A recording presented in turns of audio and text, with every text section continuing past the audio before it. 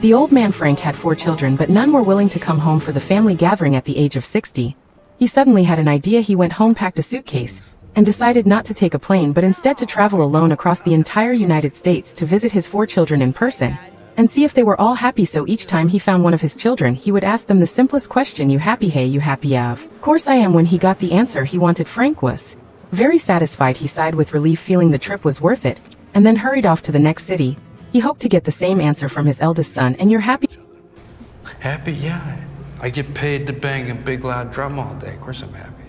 Even though he received the answer he noticed a flicker of fear in their eyes, and a barely detectable pain in their words, as if they were all hiding a truth they were lying, and it seemed like a prearranged cover up. This deeply confused Frank. Why wouldn't the children he had worked so hard to raise tell him the truth? Determined to find out, he came up with a plan. Normally, he had only bought discounted meat, but this time he splurged on premium steaks, fine wine, and even bought a brand new oven. Everything was ready, but the children were nowhere to be seen. Then the phone rang. It was his youngest son. Guiltily, he told his father that things were going well for him, and he might not make it back. Frank joked, teasing his son about missing out on fine wine, but he still held out hope for the other 3 children. However, when Frank checked his voicemail, he was deeply disappointed. His 2 daughters both had excuses. One was sent on a business trip, the other was drowning in work and had a sick child. The message also mentioned that the eldest son wouldn't be coming either. This long-awaited reunion dinner would ultimately be enjoyed by Frank alone. Months earlier, his children had attended their mother's funeral but had never come home. At that moment, a bold idea formed in his mind. If his children were too busy to come to him,